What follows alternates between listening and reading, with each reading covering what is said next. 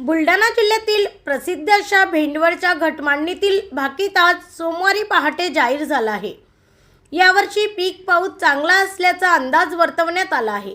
देशाचा राजा कायम असणार आहे, तर देशावर कोणतेही आर्थिक किंवा परकीय संकट येणार नसल्याचं या भाकितामागे म्हटलं आहे। जवळपास 350 वर्षाची परंपरा असलेली भेंडवळची भविष्यवाणी गुरुवारी जाहीर करण्यात आली। शेतकरी वर्गापासून ते राजकीय क्षेत्रासह इतर विविध क्षेत्रातील मंडळी या भविष्यवाणीकडे लक्ष ठेवून असतात। अक्षय तृतीयेच्या दुसऱ्या दिवशी म्हणजेच आज भेंडवळची भविष्यवाणी जाहीर झाली। भेंडवळच्या घटमांडणीला राज्यासह इतर राज्यातील शेतकरी वर्ग नागरिक उपस्थित होते। बुलढाणा जिल्ह्यासह विविध जिल्ह्यातील हजारो शेतकरी नागरिकांचे लक्ष वेधलेल्या भेंडवळ येथील घटमांडणीचे बहुप्रतीक्षित भाकीत आज सोमवारी जाहीर करण्यात आले। चंद्रभान महाराज यांचे वंशज असलेले सारंगधर महाराज व पुंजाजी महाराज यांनी आज घटमांडणी स्थळाचे व घट त्यातील पदार्थ धान्याची स्थिती लक्षात घेऊन हे भाकीत जाहीर केले। यामध्ये पाऊस संदर्भात भाकीत करताना पुंजाजी महाराज यांनी सांगितले की जून कमी, जुलैमध्ये साधारण, ऑगस्टमध्ये चांगला आणि सप्टेंबरमध्ये जोरदार पाऊस राहणार आहे। ठिकाण संदर्भात भाकीत करताना त्यांनी पिकाची स्थिती ही सर्वसाधारण असेल, पीक परिस्थिती साधारण राहील, काही भागात अवकाळी पाऊस आणि रोगराईचा धोका राहील, पिकांची नासाडी होणार, तर देशाच्या तिजोरीत खडखडाट, आर्थिक चणचण असेल आणि देशावर संकट आल्यामुळे राजावर प्रचंड ताण राहील। राजा कायम राहणार असल्याचे त्यांनी सांगितले। देशाच्या आर्थिक स्थितीबाबत ते म्हणाले की शत्रूच्या हालचाली राहतील, ताण वाढेल, पण भारतीय लष्कर सतर्क आणि मजबूत राहील। यावेळी बुलढाणा जिल्ह्यासह जळगाव, खान्देश व सीमावर्ती मध्य प्रदेशमधील शेतकरी मोठ्या संख्येने हजर होते। ब्युरो रिपोर्ट, एमबी न्यूज, महाराष्ट्रातील बातमीपत्र, बुलढाणा। यावर्षी पिकाची परिस्थिती हे साधारण राहील, पण बरेचशा ठिकाणी नासाडी होईल। कारण तिसरा आणि चौथ्या महिन्यात जो पाऊस जास्त दाखवला त्यामुळे नासाडी होईल। पहिल्या महिन्यात जो आहे तो सार्वत्रिक पेर होणार नाही, कमी अधिक पाऊस पडेल। दुसऱ्या महिन्यात मात्र पेर होईल, साधारण आहे तो, आणि अवकाळी पाऊस सुद्धा भरपूर आहे।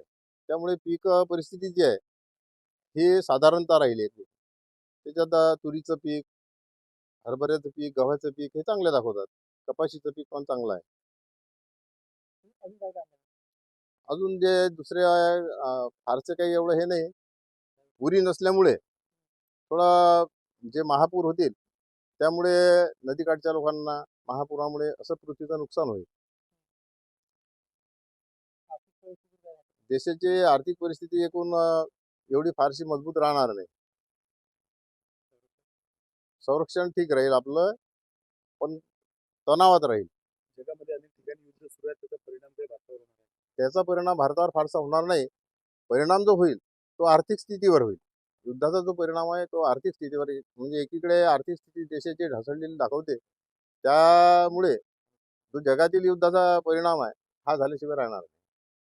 आणि सातत्यानं जे संपूर्ण वाकीदार म्हणून आरोप करतो, काय भूमिका तुमची? त्यांचं कसं आहे की त्यांचं कार्यच ते आहे। त्यांचं जे कार्य आहे ते त्यांचं ते कार्य करतात, आमचं जे कार्य आहे ते आम्ही करतो। त्यांनी कितीही छोटा म्हटलं तरी देशातील हा जो देश आहे संस्कृती प्रधान देश आहे, वैदिक संस्कृती प्रधान देश आहे। यामुळे कितीही त्यांनी केले तर वैदिक संस्कृती किंवा सनातन धर्म निश्चित कायम राहणार आहे। हा कुठेही संपवण्याचा प्रयत्न केला तरी संपणार नाही आहे। काही शास्त्रीय आधार नाही म्हणतात. ठीक आहे, त्यांच्या मते नसला तरी आमच्या मते आहे।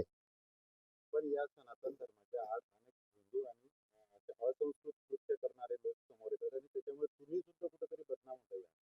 कसं आहे की आम्ही जे आहे कुठल्याही प्रकारची लुबाडणूक, कोणी सांगा की आम्ही 1 रुपया घेतला कोणाकडून, लुबाडणूक नाही होत नाही याच्यात।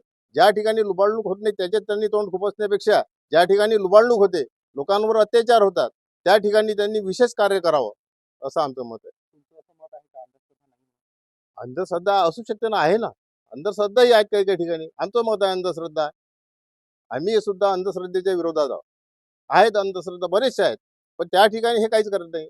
ते जे महाराज लोक आहेत, भोंदू लोक आहेत, हे लोकांना अंगात येते म्हणतात, काही मंत्र आहे म्हणतात, हे सर्व खोटं आहे।